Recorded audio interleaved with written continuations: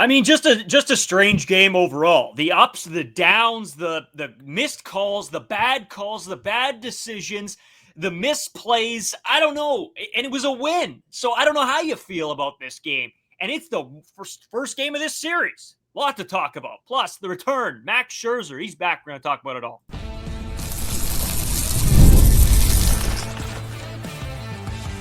You are Locked On Blue Jays, your daily Toronto Blue Jays podcast.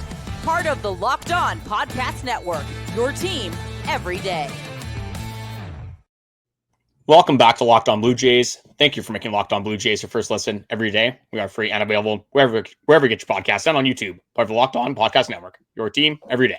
This episode is brought to you by Monarch Money. Take control of your finances with Monarch Money. Use code LOCKEDON, MLB at monarchmoney.com for 50% off your first year. That's 50%. Pretty sick deal.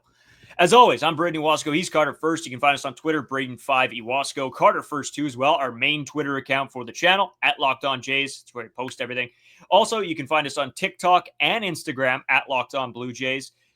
Plus, if you're new here to YouTube or you're listening anywhere else, head over to the YouTube page, hit the subscribe button. Really, it does make a huge difference, and it's free, easy to do so for you guys. So you might as well help us out as much as you can. Hit that subscribe button. You're going to watch these anyway, so you might as well hit that and help us out. And if you listen anywhere else, we appreciate that too. Carter, a lot to get into. I did title it on today's show, The Good, the Bad, the Ugly, because that's a little bit what yesterday's game felt like, right? There were some good moments, some moments that I was really pumped up about. Obviously, the Springer slam was amazing. It was awesome to see. A little bit of a schmeat ball, but, you take those. And there are a lot of good things. There was a lot of things that I wasn't thrilled about. There was a call at home plate that I'm going to talk about. I can't disagree with that more. And then some ugly decisions, I'll say, by John Schneider. I just think that we used the bullpen. Me and Carter, we talked about that a little bit before the show. Because we gave this guy props on making the proper decisions. And again, these decisions don't come back to necessarily hurt you yesterday, but again, probably could have been done better. And then obviously we will get into more of the in-game stuff, sort of a little bit, go inning by inning, guy by guy, a little bit more. And then of course we do want to leave time to tee up next game, the return of Max Scherzer. A lot to say on that one, Carter. I know we talked about it a little bit a couple episodes ago. I guess to start the episode off here, are you in the same boat with me? Like, do you agree the good, the bad, the ugly for yesterday's game? Just a lot of sort of all over the place? Definitely all over the place. I think the good, the bad, the ugly is, I don't know if it's the exact correct way to explain it because the Jays won 10-6. There was a lot more good than I would say bad and ugly. There definitely was some bad moments. I don't really think there was a ton of ugly moments. I would just mostly say bad. I don't think it was too big of an ugly game. Like, he scored 10 on the road. So I can't be overly upset here. But this is one of those weird games that the Blue Jays did win. They did have an unbelievable offensive performance. Erik Lauer was unbelievable today. I still didn't feel like amazing after the win. I didn't necessarily feel bad, but I had a weird taste in my mouth just because kind of like what you said. Some of the decisions that were made, some of the plays, I guess some of the calls as well, just kind of how the game transpired because you had a great showing from Erik Lauer, obviously, but then you used 5 bullpen arms in 3 2/3 innings. You had a call that didn't necessarily go your way. You had some not great at-bats, a lot of good at-bats, obviously a lot of good things, but an interesting game to say the least. There's a bunch of different places that we can start with this one, but I'll kind of throw it over to you to kind of see where your head is at freshly after this game. Yeah, so obviously, we talk about this team wanting to score runs early, put themselves up, and then it seems like they're able to, if they do score early in a ball game, they're able to then go and score in another inning. But it seems like if they don't score for the first 3 innings, then they have a tough time being able to score in multiple innings. And we said how important that is, not just have one explosive inning, but have the ability to come back and score again. And I think with them scoring so early in this ball game, it helped propel the offense into a multi-inning score rather than just a one-off. You pray to God that you hold on to it. So I think very solid first inning. Obviously, both singles, Ernie doubles to score him, and then Kirk singles and scores Ernie. So just that there was great. Just one more thing out of that first inning that really aggravates me, and it seems to happen a lot, and maybe this is because of my personal bias and me liking David Schneider. That guy gets a bad call, I swear to God, once a game that just completely goes against him. And that first strikeout call in the top of the zone, Just not a good call. And there was a couple on Miles Straw later in the game that is an outside pitch. Then their pitcher starts trying to go to that spot because Miles Straw is going to have to be reaching across the plate and sort of wrecks that at bat for Miles Straw, even though I think it does. I think he lines out, so he does get a good piece of the ball on that one. But in the same regard, it makes you play way more defensively in the batter's box. So I'll start there with my first inning take plus my little bit of my ump take, Carter. I'll get more into the Gimenez safe out call later on. Yeah, who would have thought? The Jays scored 10 runs. Erik Lauer asserts his dominance. There's some bullpen issues, and he starts with Davis Schneider out of all. Come on! All at the top of the zone. I mean, like, what are we doing here? Come on. Yes, like it's like with Davis Schneider, I'll quickly get into it. Especially for a guy that does struggle at the top of the zone, that's not going to be good for his mental. When he sees a ball up there, he's trying to lay off of it because he knows that he can't necessarily do damage. So when you have a ball that's kind of out of the zone, probably is out of the zone, and doesn't go your way, that's not going to be necessarily ideal. But I'm not like the umpires, kind of whatever in this game. Paxton Schultz, I think, got kind of bailed out in the 8th inning, and Stephen Kwan, who's not too happy with the umpires as well. There was a bunch that could have went either way. I don't really think the umpires were necessarily the story of the game, but believe it to Brayden Wallace to throw Davis Schneider in immediately when he went 0 for 3. to be fair, I was more going over the first inning, but just going through, I'm trying to go through everything in my head. One thing that made me mad, and then it was sort of like a whatever point. But then when I saw Miles Straw getting sort of hung out to dry out there, and that at bat, like he did a fantastic job in that at bat, fighting those off later in the ball game. But just the fact that one pitch like that can screw up an at bat, and so I found that interesting. Sort of a whatever point. You're right. The Blue Jays did win 10-6, and there was a lot more that went on. But starting off right from the beginning of the game, it was like, oh no, okay, they scored 2 runs. They had an opportunity to score more, and you get a strikeout call like that. Wasn't thrilled, and obviously leading into the Miles Straw stuff. But moving on, obviously got to talk about Erik Lauer next, Carter. I said for a while now that Erik Lauer, to me, I am waiting for the other shoe to drop here. I think he's had an incredible season. I was not scared to say that whatsoever. He has pitched awesomely. The stats back that up, saying he's pitched great. In the same regard, so the good with the bad, right? Erik Lauer, great day on the mound. I put a bet on him for 6 Ks. I think he got 5. I pulled out just in time and got my money. So good on me and my betting cash out knowledge there. But in the same respect, there were some times during this game where I was like, wow, the Guardians are missing opportunities and pitches that they could be taking advantage of. Now, this could be Erik Lauer is taking advantage of the starts he's given and maybe using the pitch count and what pitch he throws where effectively, and that very well could be it. Or is it just that guys are missing his pitches and the shoe might still drop? I don't want to say that, so I'm going to stop saying that. I'm going to stop waiting for the day that Erik Lauer falls off. Instead, I'm going to sit here and I'm going to enjoy how great he's been this season. So I'll take that, and I will stop. And I'm not praying on his downfall, but I will stop trying to. I will stop being the negative Nancy a little bit when it comes to Erik Lauer. See, like I kind of get where you're coming from, because before this season, like there really wasn't a lot of major league success here whatsoever. And kind of looking into the stats, I don't really know how Erik Lauer is being successful. It's not really a ton has changed. Like the fastball velo has gone up slightly, maybe mile per hour more. Like the swing and miss is kind of equivalent. It's gotten maybe slightly better. You look at the Savant page, it's not really blowing off the page whatsoever. He's commanding his pitches probably a little bit better than he was in previous years. Again, and go back and watch 2017 tape of Erik Lauer necessarily to make that consensus. But you look kind of at the stats, you do some box score watching. Obviously, I've watched all the games that Erik Lauer has pitched this year, and you can tell that clearly something has changed, and he has been a rock for the Toronto Blue Jays with their starting rotation and the way it's been. Like, were we talking about Erik Lauer at all in the offseason? I think we talked about him a little bit in spring training. I, for one, know that I was not confident in what Erik Lauer could do and his ability for the Toronto Blue Jays. But with Bowden Francis, with Max Scherzer, all the uncertainty there, to have Erik Lauer come in, whether it's 3 innings, 4 innings, 5 innings, especially in today's game, 5 1/3 innings, 0 earned runs against the Cleveland Guardians, a team that probably will be competing for a playoff spot. This guy has been a huge piece for the starting rotation, and I can confidently say for the rest of the season, probably is your number 5 starter until he proves that he might not be able to do that. But like we said, I mean, everything he's done this season we're seeing it right in front of our eyes. You might as well kind of run with it and be excited for Erik Lauer. Because when we talked about this with Max Scherzer, Alek Manoah, they can definitely still be helpful to this team as well. Max Scherzer can come back. We're obviously going to see that today. We're going to see how he does. Alek Manoah touched 95. We'll kind of get into that in the third segment a little bit as well.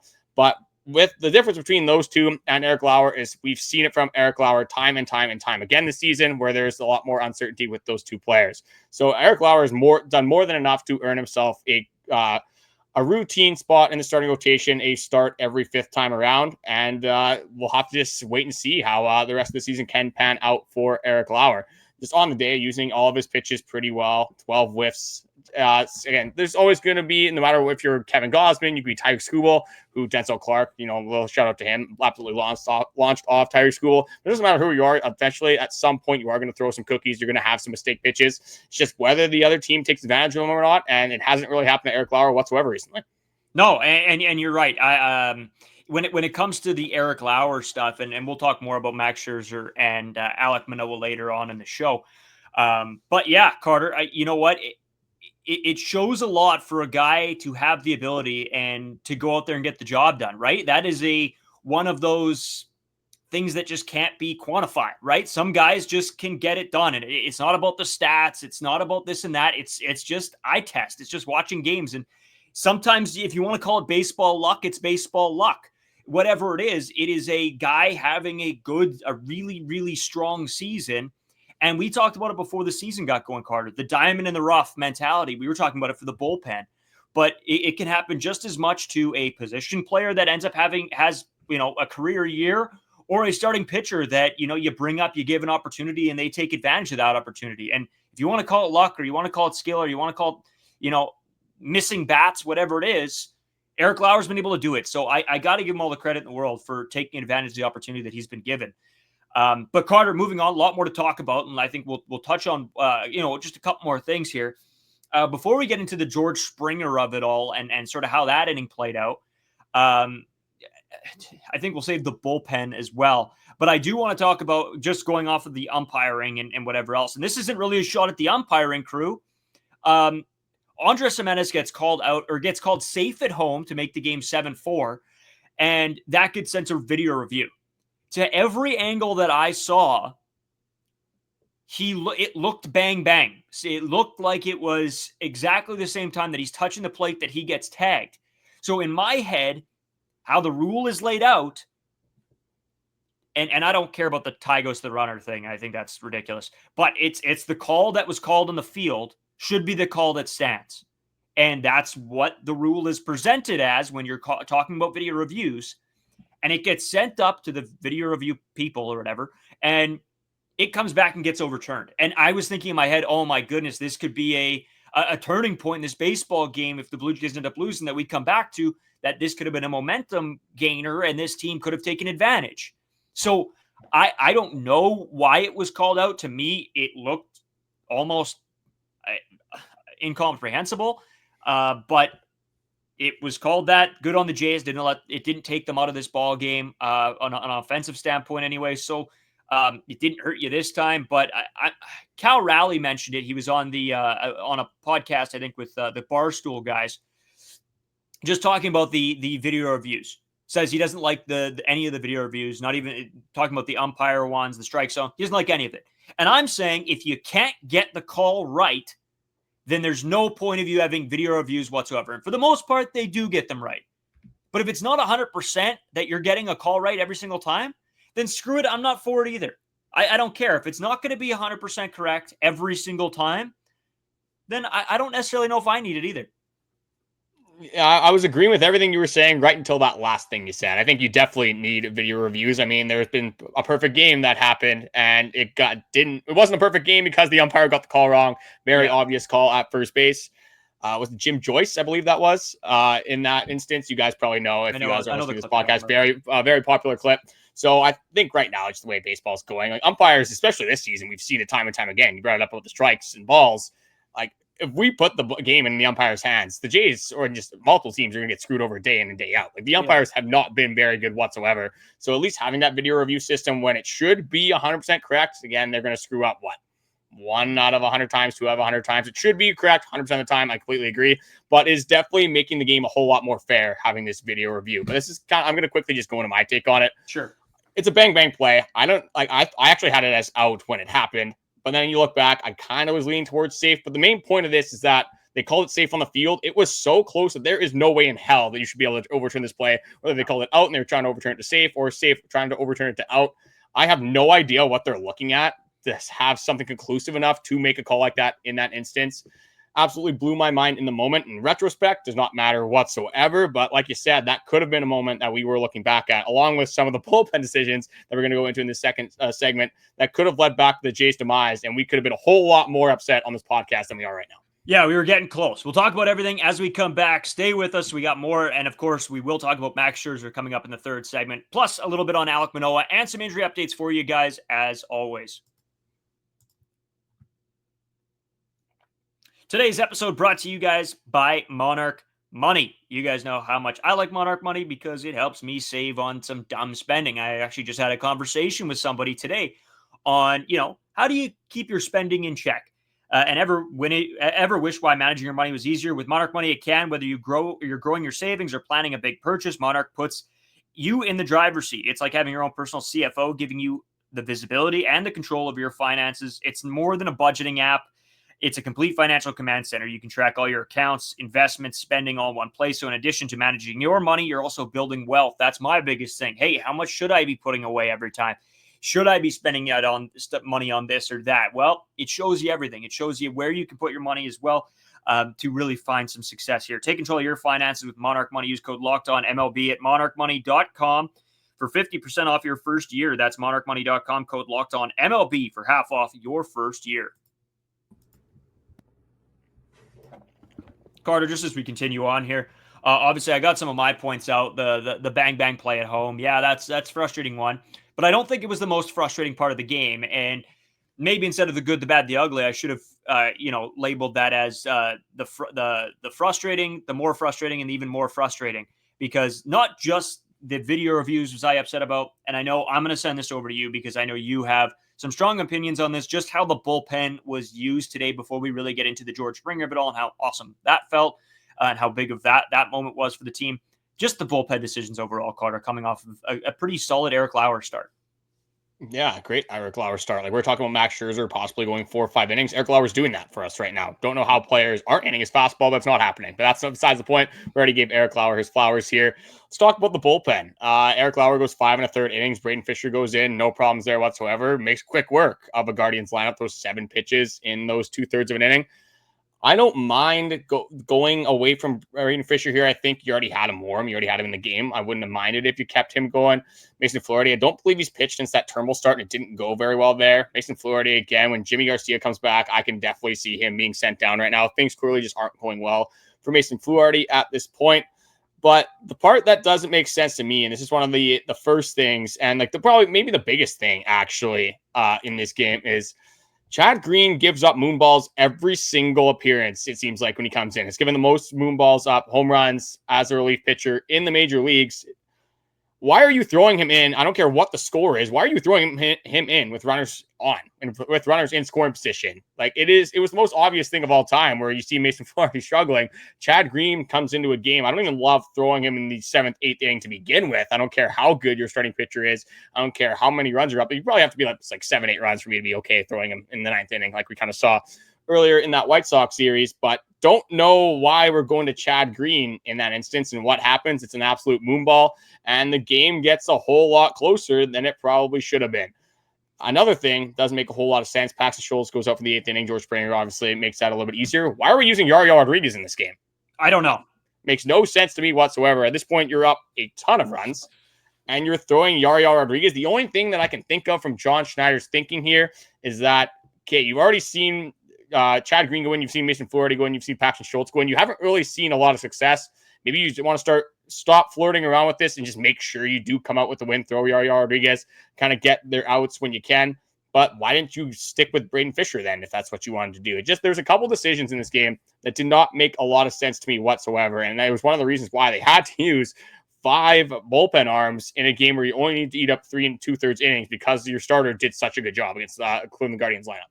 Yeah, and me and you, we gave John Schneider a little bit of props this season, but I agree. This is one that just doesn't make sense to me. Why are we burning more guys than we have to? And especially a guy that's probably right now the second most trusted guy on this team from the bullpen, if not the most trusted guy on this team in Yariel Rodriguez. You'd probably say the most, honestly. Yeah. So I didn't get that at all either. I was watching the game at work. I was finishing up a shift, and my buddy Matthew Merkel comes in, and he just sometimes listens to me yap about the Blue Jays if the game's on. And I said, and he's middle of a sentence, and I go, why are we bringing Yariel in right now? Why are we wasting him right now? And not that it's wasting him. He may be able to go and pitch again tomorrow or the following day. But why are we wasting a guy in a 4 or 5 run, which would have been a 5-run ball game at that point? Why waste that guy? It made no sense to me. I didn't like the move. And I wish they would have went with Brayden Fisher a little bit longer. Like you said, Carter, I didn't agree with a ton of the decisions made yesterday. And that's fine. I haven't seen a ton of this from John Schneider this year. But again, you get into a situation like this, and it makes me question what happens in a playoff game where guys are, it becomes a hitting contest out there for guys, because both offenses are firing and you're trying to lock down a win. What decision do you go to then? Because in a playoff game, a game like this can get away from you. So the Yariel Rodriguez move in a situation where you're playing the Yankees or something in a playoff game, okay, maybe I understand that more, wrap the game up, get it over with. But this isn't a playoff game, and you need Yariel Rodriguez for some point else during this series. So I don't know. I don't know. It just makes me a little bit concerned with John Schneider. And I know we go back and forth on, can we trust this guy? Can we not trust this guy? This is the first time this season that I've had a legitimate concern in a game for the decisions that we've been making. So I don't want to read too much into it. But again, we have seen this in years prior with John Schneider making questionable decisions. Yeah, if we're ever in a scenario where we're in the playoffs and Chad Green is throwing in a playoff game, we're going to be in a whole world of hurt. That probably means Yariel Rodriguez has thrown 1,000 pitches in the game and there's just nobody else available. Yeah, that's definitely not a situation that I do want to be in. But it's just tough, especially when you thought things were starting to get a little bit better. I think John Schneider still has learned from his decisions. Yeah. And if it would have been only like the Brayden Fisher, you take him out and you throw Mason Florida, he hasn't pitched in a lot of games. Chad Green comes in, it is a 6-1 game. So you can kind of justify the thought process there a little bit. But when there's just multiple weird decisions in the same game, it just compounds on top of each other and things aren't going well, especially, it's something that is going to stick out, obviously, for the Toronto Blue Jays fan base and the people watching that baseball game. But we did go into a little bit of negatives there. Let's go into some positives. Ernie Clement, I mean, what a game from my boy. Hitting, again, Barry Bonds from the left-hand side. It's a left-handed pitcher. He's just the greatest. He's just literally the greatest to ever do it. Steals a base in this game, double in the first inning. Just really doing it all. Barehanded play in the 4th inning, which I think was a little bit underrated as well because Erik Lauer just decides to launch a ball up the first base line to the left side of first base. A good play by Ernie Clement there off a bunt. If you don't get that out there, there's one out. Erik Lauer has bases loaded. Maybe the game spirals out of control a little bit here. Just shout out to Ernie Clement, just again continuing to be dominant from that one side against left-handed pitchers. From the right side, obviously plays, he hits from the right side. That's just what he does. But other things to go into, Miles Straw had a little bit of a sneaky game. One play I really liked is that he hit a single, and instead of just, kind of doing that lackadaisical run to first base, you see him fully flying. He makes it to second base, kind of catches the Guardians defense sleeping a little bit. Very good game from Miles Straw here as well. And overall, you look at kind of up and down this lineup, a lot of production from a lot of players. Alejandro Kirk, obviously, in the first inning, coming through multiple times with RBI singles. But let's get into the man, obviously. The home run call heard around the world. George Springer, man. Grand slam, first Grand Slam since 2022. Just what were your first reactions and thoughts as soon as you saw that ball leaving George Springer's bat? Yeah, it was one of those where off the bat, I'm like, he did it. I just knew that was a meatball pitch. And I don't want to say a meatball pitch because, again, you see a lot of pitchers, try to go with a high fastball to beat a guy. But George was just ready, and he took that 1 yard. So that was great to see for George. And Carter just, I don't know, again, going off of it, it was fantastic. It was a huge moment of the ball game. That's what sort of sealed it away. You needed a play like that to come through, especially in that moment, because it could have gone the other way, and it could have been an out. And then you're looking at a very tight ball game. So shout out, George. that was awesome. Sick to see, especially from a guy that had such a struggle of a season last year to come up in a big moment like that. Great on him. You talked about Ernie Clement, Carter. Yeah, the bare hand play to one, nasty play, nasty get from him. Miles Straw, even though he got out on a couple, they were like sort of line drive loopers to center and to right field, I believe. He got out a couple times. They were solid hit balls. And so I think it was a really, really strong day at the plate for Miles Straw and just the game in general. There was the one catch he made in center where he's running back, turns around. 4 or 5 of those. Yeah. You can't hit the ball over Miles Straw's head. It's just not. No. It's not possible. And then that ball to right field as well goes over the right fielder's head. I can't remember who was playing out there, but Miles Straw just hustling and getting to third base. That's a play that not a lot of people are going to make. It's kind of that routine fly ball. It was a little bit worse than a routine fly ball. There was more uncertainty regarding that ball, but still, Miles Straw just showing the hustle plays was just a really big thing in that game. One more thing that I just quickly want to go into. I had it written down here. Okay, this is kind of separate from the baseball game, but I wanted to throw it into this as well. So we're starting to see some Gold Glove stuff come out right now. And Ernie Clement could be a Gold Glover. Gimenez could be a Gold Glover. Daulton Varsho, when he comes back, be a Gold Glover. Alejandro Kirk, whatever. So you go down. Alejandro Kirk, obviously, which is rightfully so, is right now the AL Gold Glove. And I see a million comments. Cal Raleigh. Why isn't Cal Raleigh here? Why isn't Cal Raleigh here? I'm about to freak out. I know. I saw the exact post that you probably are talking about, and I was legitimately losing it because people, when it comes to awards, people immediately think who's the best catcher in baseball, right? It's Cal Raleigh. Cal Raleigh's the best at everything. No, Cal Raleigh has an amazing bat. He's done something that no other catcher has done. He has surpassed the home run lead for catchers. Fantastic. Silver Slugger, easy. Who knows what other awards he might get. Great season so far from Cal Raleigh. But he's not the best defensive catcher. Well, he did win a platinum glove last year, though. So I think that's carrying over into this season. He just hasn't been nearly as good this year, right? And that's all I'm saying. Yeah. Is when you have to look at year specific, and you can't be like, oh, who do I just think in my head is the best defensive catcher? No, you have to actually watch some games, look at some statistics.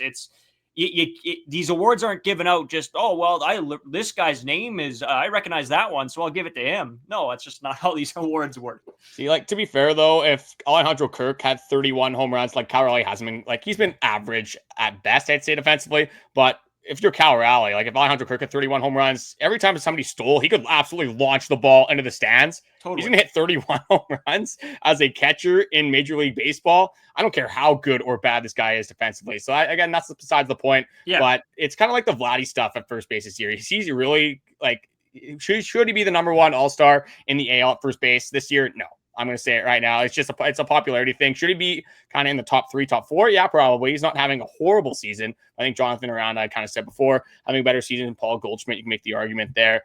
That one's a little bit more debatable. I think Aranda definitely beats him out. It's kind of the Rays thing. The Rays just don't really get a lot of guys in the All-Star game. But I just thought that was kind of a funny blurb that did come from this game. And I just wanted to give a shout out to Andres Gimenez in that second inning. Oh my God, what a play. This guy cannot hit a beach ball at the plate. But, oh, my God, he's good defensively. Eventually, I do want to get into a take on Andres Gimenez, but I am going to save that for tomorrow's episode. We do have a big game, possibly the biggest start of the season to break down. So we're going to get into that after this short break. Today's episode is sponsored by Rougiette. Guys, you've probably heard of Viagra or Cialis. Maybe you've even tried them, but if you're looking for something beyond the usual pill, it's time to meet Rougiette Ready. Rougiette Ready is the next-gen prescription treatment designed to amplify arousal in the brain and boost blood flow. Unlike the usual pills that can take hours, Rougiette's 3-in-1 formula dissolves under your tongue and kicks in fast, on average, in 15 minutes. Effects can last up to 36 hours, so you can stay confident in control when the moment is right. If traditional options haven't worked, Rougiette might be the answer. Over 150,000 men have already made the switch. You can even read the real customer reviews on their site. It's helping a lot of people feel more confident and present in the moment. So you can head to rougiette.com/lockedonmlb and use code lockedonmlb to get 15% off today. That is RUGIET.com/lockedonmlB and use promo code LockedOnMLB for 15% off. Individual results may vary with prescription treatment. Compounded drugs are permitted by prescribed permitted to be prescribed under federal law, but are not FDA approved and do not undergo FDA safety, effectiveness, or manufacturing review. Please visit Rougiette website for the full safety information. So, Carter, the return of Mad Max Scherzer back on the hill for the Toronto Blue Jays. I guess we're going to have to do a prediction, like just what we think he's going to give the Toronto Blue Jays, because I had a bunch of people ask me. I went on Ultimate Cleveland show yesterday, sports show. It was a bunch of fun. Those guys actually such a fun show to be on. Those guys snap it around like nobody else. Maybe, I don't know if they're quite me and you, Carter. We snap around pretty well, but those guys are very solid over there. I had a blast on their show, and they asked me sort of what I thought on the Max Scherzer's return, and I said, you know what, if he can give us 3 to 4 innings, that's 3 to 4 more innings than I thought he was going to give us about 2 weeks ago, and they seem to love that one. So, Carter, I guess just thoughts, feelings. He returns to the mound. How do you feel? Yeah, I mean, if he goes 3 innings, that doubles his innings on the year. Let's take that as a positive. I mean, if you don't want to take the positive of seeing one of the best pitchers of our generation pitch once again for the Toronto Blue Jays, hasn't pitched since March. It's been a while, obviously. The expectations, very low. I don't really have a ton of expectations for Max Scherzer here. This is my take. It's not going to be one that is positive, unfortunately, for the Toronto Blue Jays. I said I don't have a lot of expectations. That's more so for the long term. I actually think he's going to have a good performance against the Guardians. I do think he is going to get into the 5th inning. I have him at 4 2/3. I think he's going to give up 5 hits, 1 walk. I'll give him 2 earned runs. I think it's going to be solid. But I think as soon as he makes that start and then we have the next day come around, I don't think that is going to bode too well for the Toronto Blue Jays, because I said on the last episode, I'll say it again. He threw 30 to 40 pitches in his bullpen before his start, obviously. And then this is the quote he had after that. He said, "My stuff is fine." He told Hazelme and Shidavidi, "I'm trying everything I can to manage his thumb, make sure I can recover. There's no knowing, just have to get out there." Last time he threw that bullpen, there was a little bit more fatigue than they anticipated. Not a lot of good signs pointing to Max Scherzer, but I do think he will give the Toronto Blue Jays a chance, at least against the Cleveland Guardians. After that, I think it's an absolute crapshoot. But I'm going to live in the moment. I'm not going to try to dwell on what could be the future and the future of Max Scherzer and how healthy he will be for the Toronto Blue Jays team. I'm just going to enjoy the moment, and hopefully he can have at least one good outing for this Toronto Blue Jays team. Yeah, and I'm not I'm not lost in the moment either. I understand what Max Scherzer is at this point. I think me and you are very well aware of that this could be almost another one and done here. But in the same respect, I got to give a little bit of help to Max Scherzer here, because he's just a straight up guy. If you ask him a question, he's going to tell you exactly what he's thinking and feeling. He's been in this league too long to be super media trained. He's going to just say it how it is. So what I could see from Max Scherzer is exactly what you said, where he goes out and gives you a pretty solid performance. But I think maybe what they realize after this one is that he's not going to be a every 5th day guy. What it could be is, hey, if Max Scherzer's healthy every second possible start, it's not great, but for the time being, if they have to do that, they have to do that. I don't think it's going to be where he goes and throws one good day and then it's like, oh no, he's done for his career. I don't think that. I think that he's going to try to battle and give this team something. I really do. I think that's in Max Scherzer's personality, where he doesn't want to be the guy that sits on the bench. As much as he's getting paid, and that's great, Max Scherzer's a guy that wants to be out there. Otherwise, he would have been retired already. He wants to be out there playing and pitching baseball. So I guess we're just gonna have to wait and see. Don't got high expectations, but I think that's a fair guess, Carter. I think he's going 4. I think he's going to call it after that, and they're sort of going to test this out. That he's going to go 4. They're going to pull him. They're going to see how he feels the next day. That's sort of what I'm thinking. I could see him giving up a run. I think he's going to give up 1 run. I think he's going to, have 4 Ks. I think he's, he will get a little swing and miss just because it is Max Scherzer, and he is this Guardians lineup has a lot of swing and miss in their game. So I could definitely see that happening. It's just going to be fun. I'm just ready for it. I'm not looking at the negativity here. I just want to see Mad Max on the mound in a Blue Jays uniform again. Here, I got some spin zones just in case things don't go too well anyway. I'll quickly go into a couple of them. One is the Alek Manoah quote that we did want to go over in this episode. Alek Manoah was throwing in his first bullpen appearance. Velo was up to 95. It's the best he has felt in a while. Again, still a long time out. He is coming off of that UCL surgery that has been over a year. Probably expect Alek Manoah to be around end of July, early August if things continue to trend the right way. Another guy, Ricky Tiedemann, started throwing as well. Again, another guy that had Tommy John surgery, still is very far away, but one of the Blue Jays' top prospects. Nice to see him pitch as well. And the last thing I'll throw in for this episode is that if somehow Max Scherzer does not end up pitching, at least consistently for the Toronto Blue Jays, I do have another job role for him. I have another role for Max Scherzer on this team. Max Scherzer, kind of known as a hothead a little bit, seems like he could probably get, fired up for the boys. What we got to do with Max Scherzer if he's not pitching for this team, he's the guy that you're sending out if the umpire makes a bad call, and he is absolutely grilling that dude. He's firing up the boys, installing some sort of excitement into this lineup. Because, it's either that or he's in the booth with Joe Slittle and Buck Martinez whenever he gets back, and then Dan Schulman, Ben Schulman, whoever is up there. Let's just throw Max Scherzer in there, or preferably, like I said, firing up the boys and, maybe create some good TV for the people watching the Blue Jays games. I did love him in the booth. I thought that was that was pretty awesome. Like I said, he's a guy that tells you how it is straight up. He's been in this league too long to pull any punches. So good on him. And yeah, you're right. Max Scherzer mic'd up yelling at the umpire. Maybe maybe it has to be an 18+ thing. But... That's it. They sell subscriptions to that. That's what they do. It's Blue Jays After Dark. Yeah. We'll have them on to Locked On Blue Jays. What is it? The Late Show with Locked On Blue Jays, and that's we'll have Max Scherzer on. As Max always, Scherzer, John Schneider, and our friend Matthew Smith just absolutely shoot it on the podcast like we always end up doing. So that's why maybe a little bit why that was a little bit more of a negative episode. When you win 10-6, some weird things happen. But then you also have our friend, about all the bad things going on with the Toronto Blue Jays, even though they scored 10 runs in a game. There's going to be good and bad moments all year, and that's why I love this team. That's why I love having that group chat that we're in. A lot of funny things did happen in tonight's game, and the Toronto Blue Jays came out with a win, so I can't really complain too much. Just wanted to say thank you guys for watching. All the support, likes, comments you guys are giving us recently has been much appreciated. But Brayden, you got anything else to add before we do take off for this episode? No, I just want to reiterate that I did win my bet today for the first time I've bet in a long time. There's the checklist. Davis Schneider, props about himself, and then a bet win. There you go. There's the Brayden bingo card. Yeah, that's pretty accurate. All right, I'll see you guys later. Jesus.